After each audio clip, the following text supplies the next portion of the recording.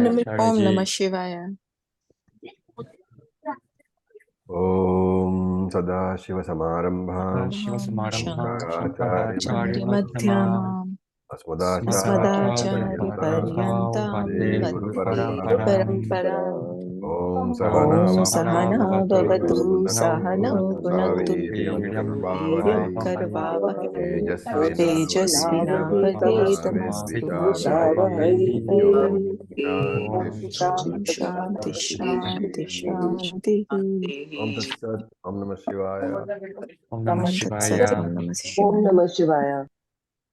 So we had finished verse number 27, right? Yes. Yes. So we can now start on verse number 28. We will chant Shri Bhagavan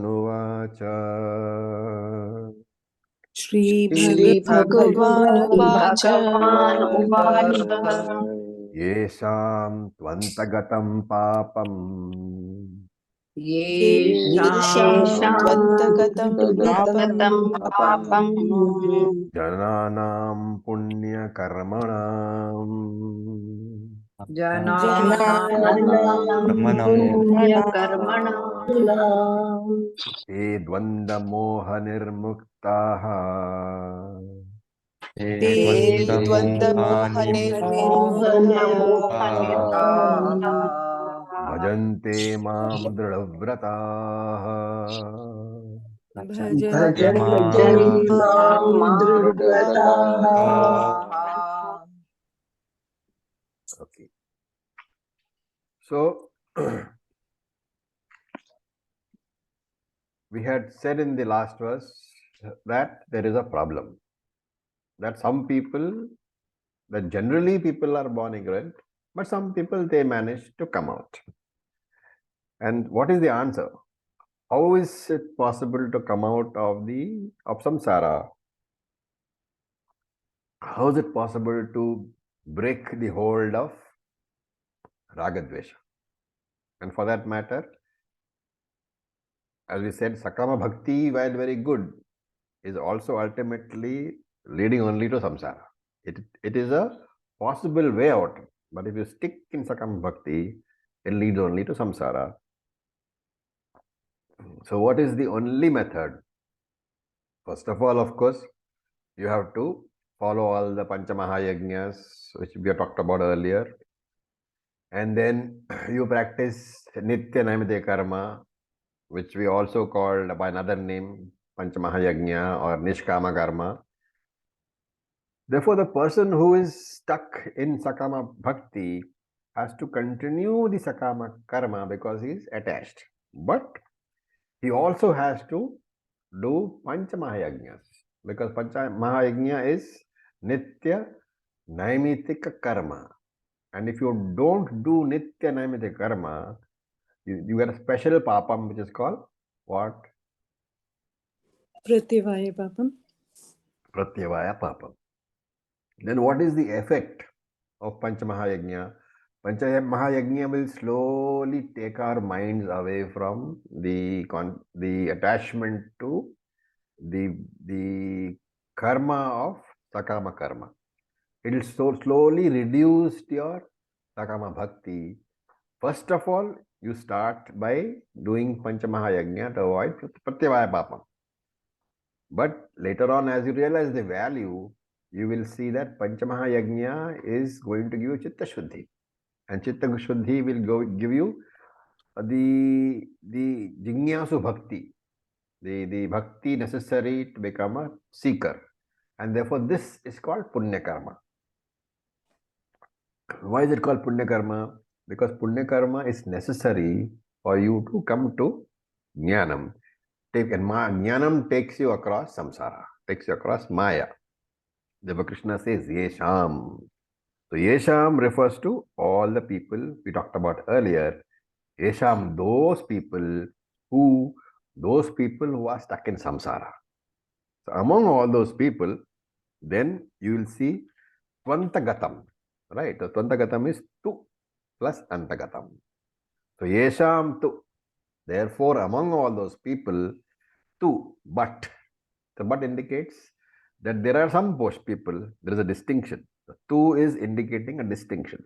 So Yesham, among all those people who are stuck in Sakama Bhakti and who are stuck in samsara, tu, there are some people, there is a possibility of these people getting out of samsara. And how do they do it? Jananam punya karmanam. They do punya karmas. In short, they are karma yogis who dedicate all their actions to Ishvara. And for them, what happens? Papam antagatam. So, yesham tu antagatam papam. That is the breakup of the first three words. Yesham, among all those samsaris who are attached to Sakama Bhakti, tu, there are some people who are jananam punya karmanam, who are also samsaris, but they are doing karma yoga. They are dedicating all their action to Ishvara. And because of doing that punya karma, what happens? Papam antagatam. So here, Shankara says antagatam is equal to kshinam. Kshinam is to weaken. And therefore, papam becomes weak. For these people who are doing karma yoga, the papam becomes weak. And papam here, of course, I don't have to say, it means what? Ragadvesha. So with every time that you do Panchamahayajna, every time that you do Nishkama karma, every time that you do Nitya Naimittika karma, your mind gets more and more Shuddha. The mind gets more and more purer. And therefore the obstacles, the pratibandha for jnanam, they get less and less. And that is what we call kshinam. All the papam is obstruction towards jnanam over here. So all the papam becomes less and less. And then, what is the indication that this papam is being reduced? He says in the next line, te, those people, dvanda moha nirmuktaha. They are free from dvanda and moha. Nirmuktaha, free from. Nirmukt, and what is the dvanda moha?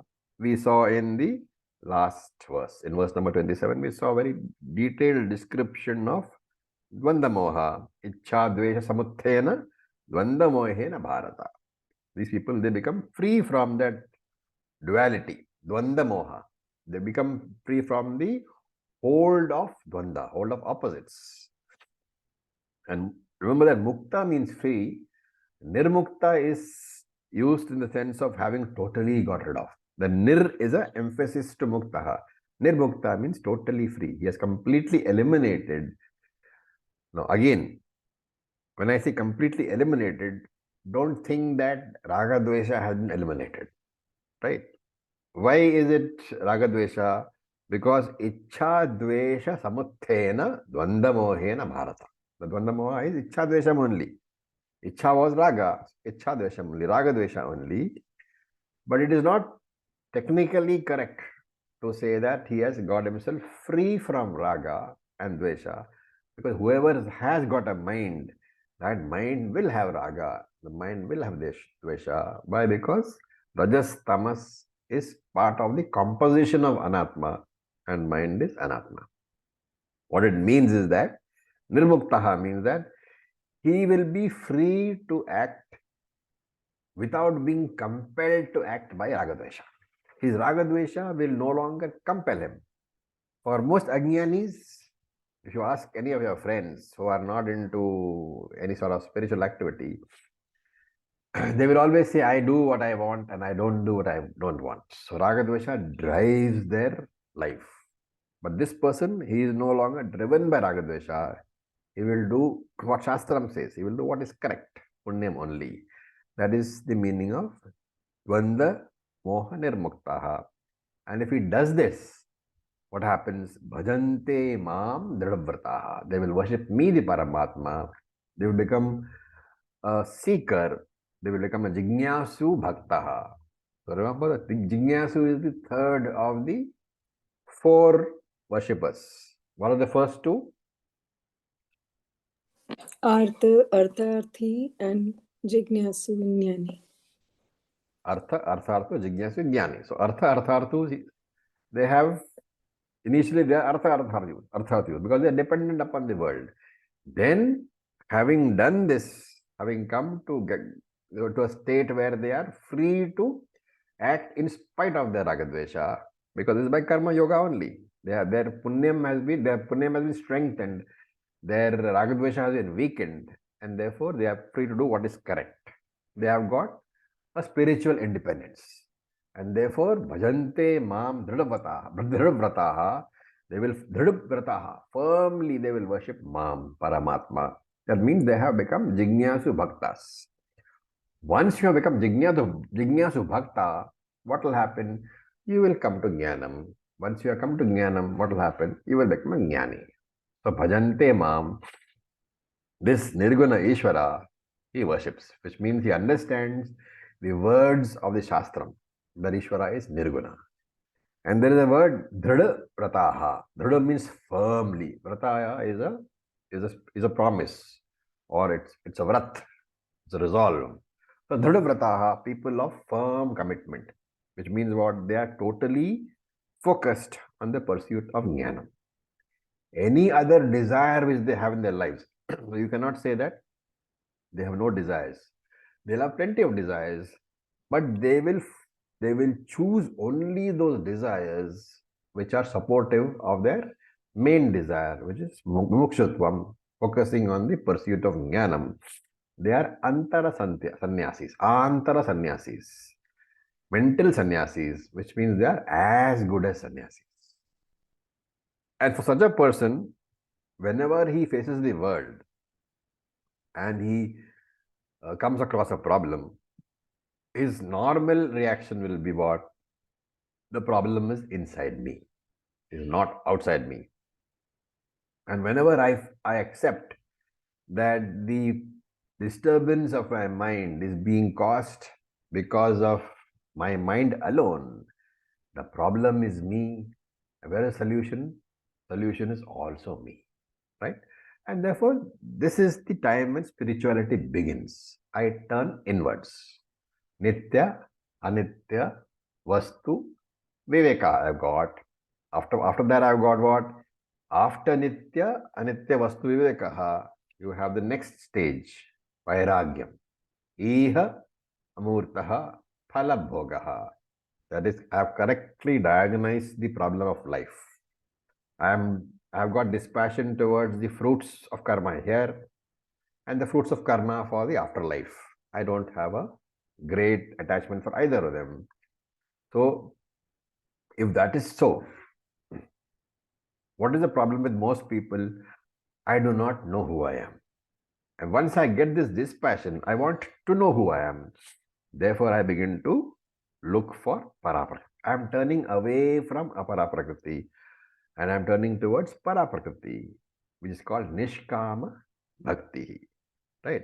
So, Krishna is saying here that people who don't understand this, they remain in Sakama Bhakti because of confusion. Once clarity is there about the goals of life, then you will know that true happiness, true security comes from Paraprakriti. And for Paraprakriti, the bhakti cannot be Sakama. The bhakti has to be Nishkama. And therefore, in this verse, Krishna is saying that once you have come to a stage of thinking where you accept that the world cannot give you all the comfort that you want, all the security that you want, you will turn away from the world. You will turn away from Aparaprakriti to Paraprakriti. And therefore, you will turn away from Sakama Bhakti to Nishkama Bhakti. So, in this verse, what is being introduced is Nishkama Bhakti concept. Okay. Now, we will look at the next verse. We will check 29th verse.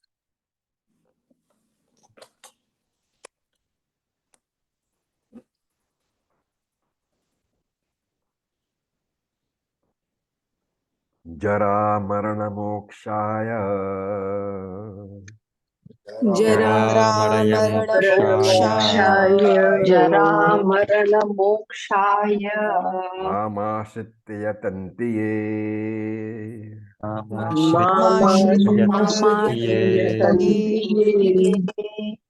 ते ब्रह्म तद्विदुकृत्स्नम् ते ब्रह्म ब्रह्म विदुकृत्स्नम् अध्यात्मं कर्म चाखिलम् अध्यात्म कर्म चाखिलम्. Okay. So Krishna is okay. Let's look at what Shankara says first. Shankara starts saying that Krishna said in the last verse that these people who have got free of ragadvesha bhajante mam dhradavrataha, they become nishkama bhaktas.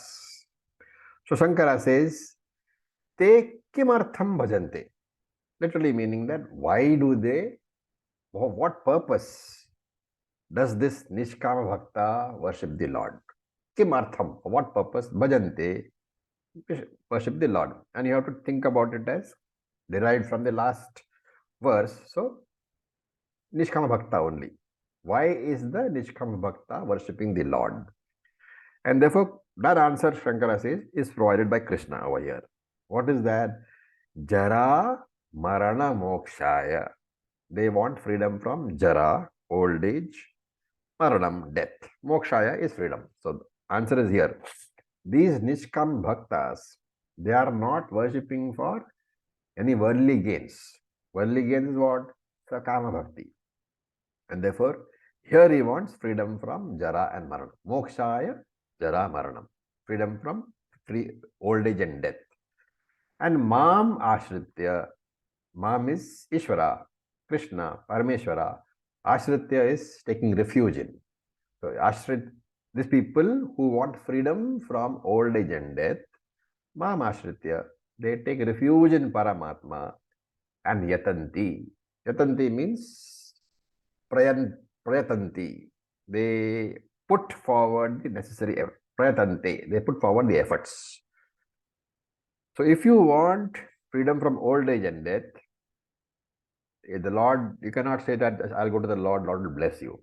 So here he's saying that Krishna says these people have to surrender to me, take refuge in me, Mam Ashritya, and also Yatanti. They have to make efforts. And what is this effort? Shravanam, Maranam, Nididhyasanam. That effort has to be made.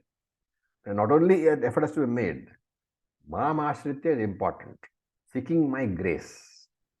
So two things are there. Your effort as well as grace of the Lord. This we have seen before also. Not just for the purpose of moksha, for success in any, in any undertaking that you have, worldly undertaking also, two things are necessary. Your own effort is necessary and the grace of the Lord is necessary. Only if both are in your favor, then only success is there. And the same with moksha also.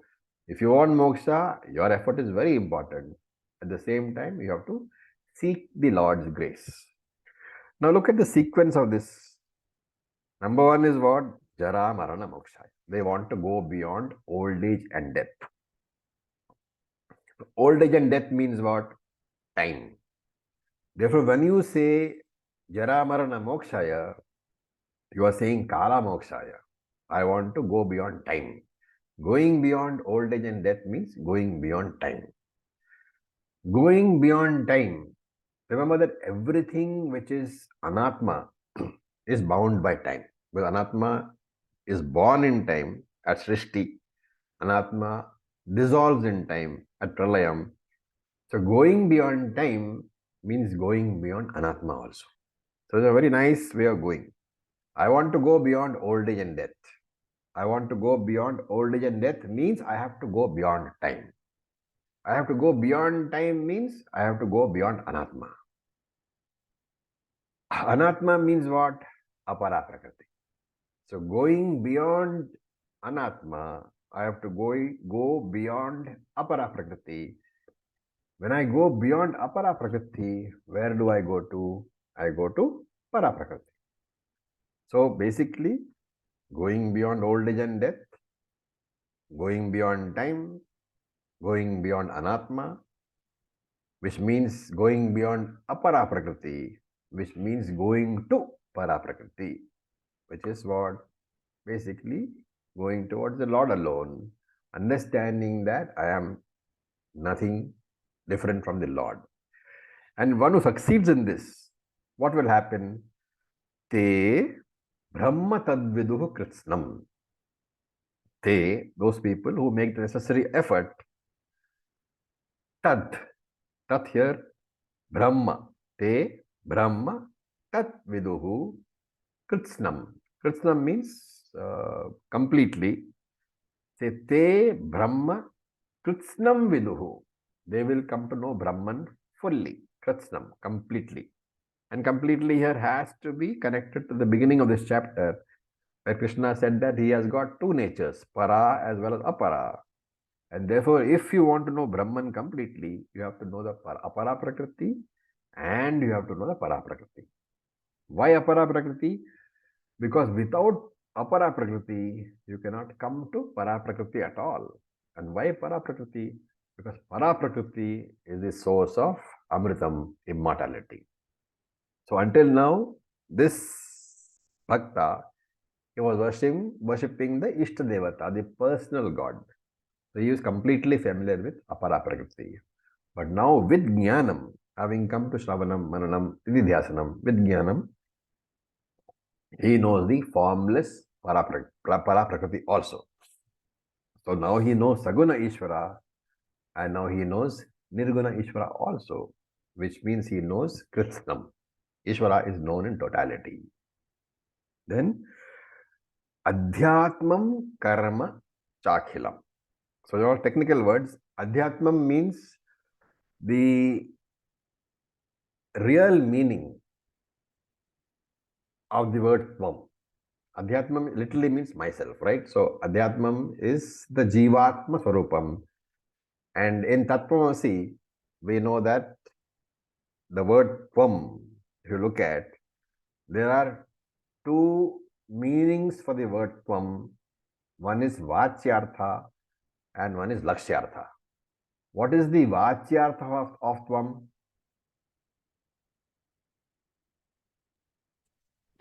You. That I am Jiva. You. That you are the body-mind complex. That is the Vachyartha of Tvam, right? The Lakshyartha of Tvam is that I am Paramatma.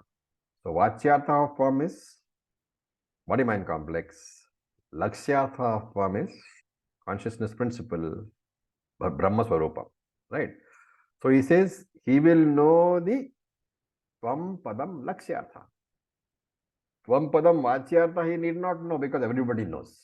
Everybody thinks I am this body, mind, sense complex. So Adhyatmam here means this Jivatma will know that his real Swarupam is Paramatma Swarupam, Adhyatmam. And Karma Cha Akhilam. Akhilam means complete. Karma also Samastham. Karma is Samastham.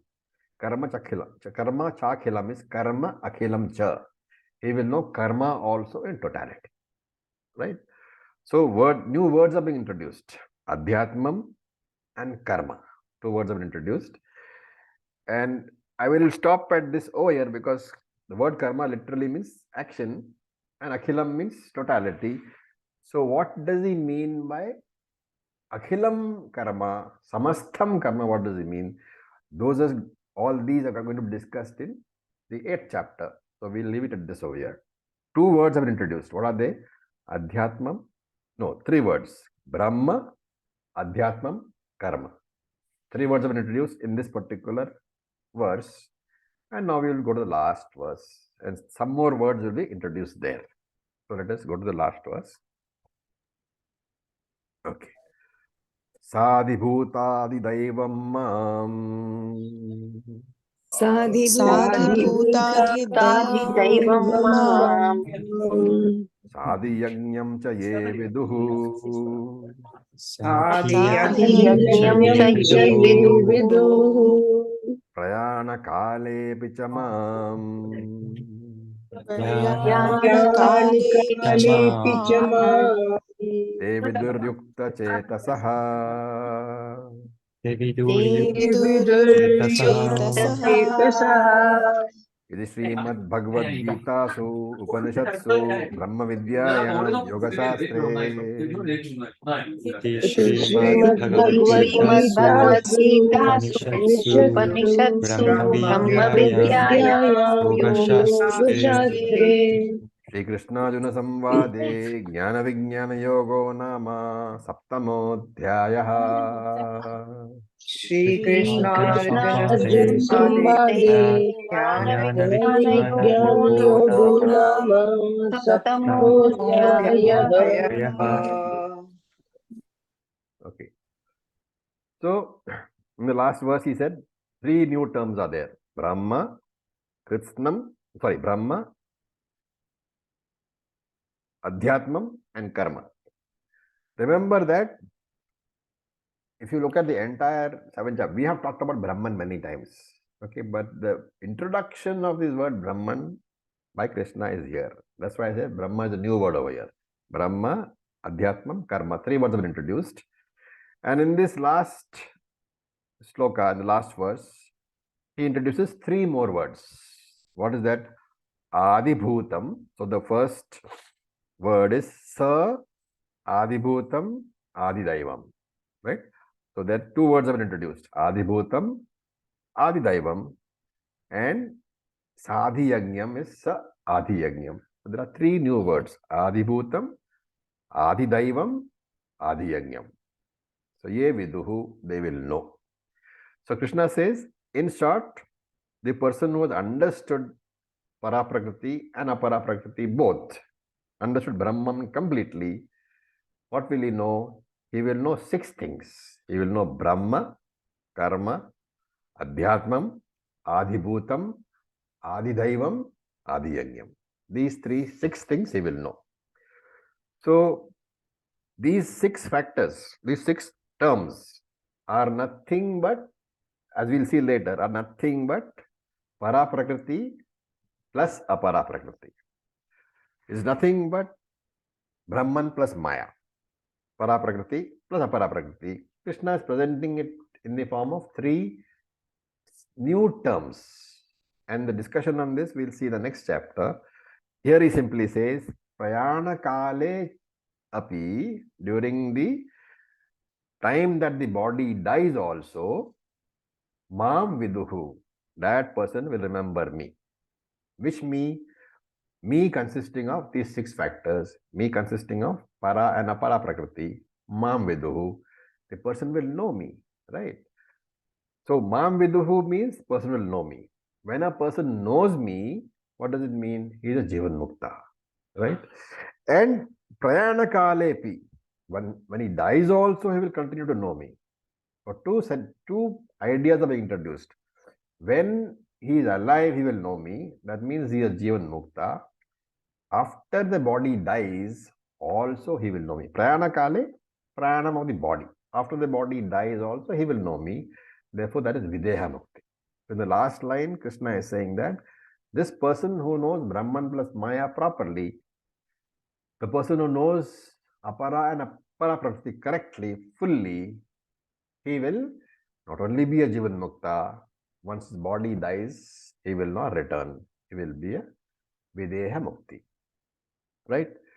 So here, Sadhi Bhutadi Daivam Mam Sadhi Yagnyam Chaye Viduhu. The wise man knows me as Adibhutaha, Adidaivaha, Adhyatmaha, etc. So here Krishna is saying that Adibhutaha, I am the form of all the bhutas, all the bhutas here is all the jivas, all the body, mind, sense complexes. So Panchabhutani, here is Karya, Karana, Sangata, the body, mind, sense complex. Sadhi Bhutadi, he knows that I am there in the form of all the jivas. Sa the Daivam, he knows that I am there in the form of all the devas. And not only that, Adi Yagnyam, he knows that I am the form of the very Yagna itself. I alone am the ritual. I alone not only am the ritual, I am the receiver of all the rituals. I am the Bhokta, I am the ritual itself. And I am also the Bhokta of all the offerings. Such a person is Yukta Chetasaha. He's got a committed mind. And therefore, here Earlier we said Tvam Pada Lakshartaha. Here it is Tat Pada Lakshartaha. It's a Mahavakyam, you know. So, in fact, there is a commentator who is called Nilakantha Acharya, right? He has written a commentary on the Bhagavad Gita. Of course, he has written a commentary on the entire Mahabharata also.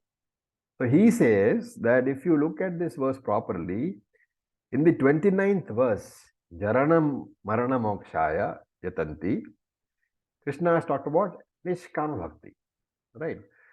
And Nishkama Bhakti Nishkama Bhakti, the main benefit is what? It will give you moksha. But he says this moksha can come in two ways. If you are a Nishkama Bhakta, there can be two ways in which that Nishkama Bhakti can lead you to moksha. One is that Nishkama Bhakti gives you Chitta Shuddhi. You come to Shravanam, Maranam, Nididhyasanam, and therefore you become a Jivan Mukta in this life itself. Right? So that is the Nishkama Bhakta who has come from this Bhakti to Jnanam. The other, he says, is this Nishkama Bhakta, he does not get away from Saguna Upasana. So he follows Saguna Brahma, Nishkama Upasana throughout his life. What happens? He has not come to Jnanam. And therefore, when he dies, this Nishkama Bhakta will go where? To Brahmaloka. In Brahmaloka, there will be Lord Brahmaji teaching. He will go to those classes. He will also get moksha, but his moksha is a different route. He doesn't get Jivan Mukti here. He gets Jivan Mukti in Brahmaloka. And of course, you have to, further extend that. In Brahmaloka, he gets Jivan Mukti in the body which he is having in Brahmaloka. When does he get Videha Mukti? Because both go to Videha Mukti. Jivan Mukta here in this world goes to Videha Mukti when the body dies. In Brahmaloka, the Jivan Mukta over there goes to Videha Mukti when Pralayam takes place. When the entire world is dissolved, universe is dissolved, that Jivan Mukta goes to Moksha, Videha Mukti. So here, this Acharya says that 29th sloka is talking about Nishkama Bhakti leading to Jivan Mukti because of the words. And 30th sloka is talking about Nishkama Bhakti leading to Krama Mukti. So this is what it means, right? So, and if you want to further look at it, how this progresses, this Krama Mukti idea, which is present in verse number 30, is elaborately talked about in chapter number 8. And this Jivan Mukti idea, which is there in verse number 29, is elaborately talked about in chapter number 9. This is what is said by this Acharya, who is called Nilakantha Acharya. So with this, I'll stop. Any questions?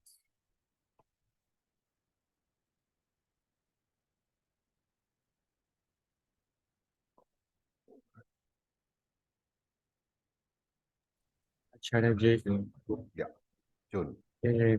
could you please repeat again when we said that verse 30 leads to Videha Mukti, but verse 29 takes where?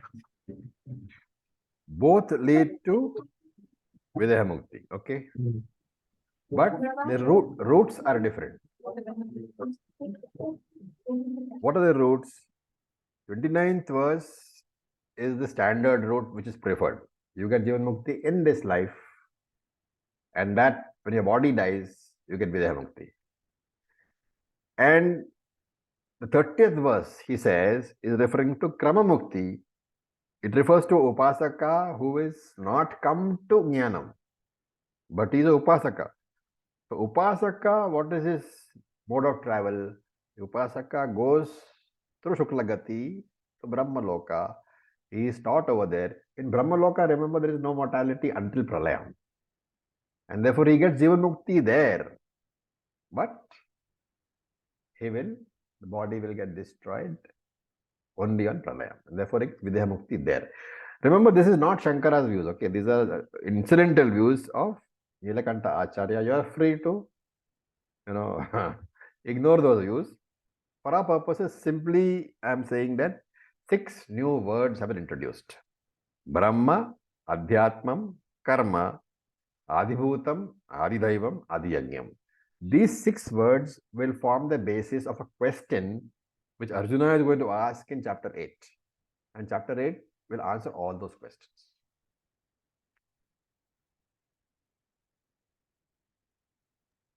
Sir, may I ask? Please, Nira. Sir, in the earlier verse, we learned that a person who doesn't get jnanam in this birth comes back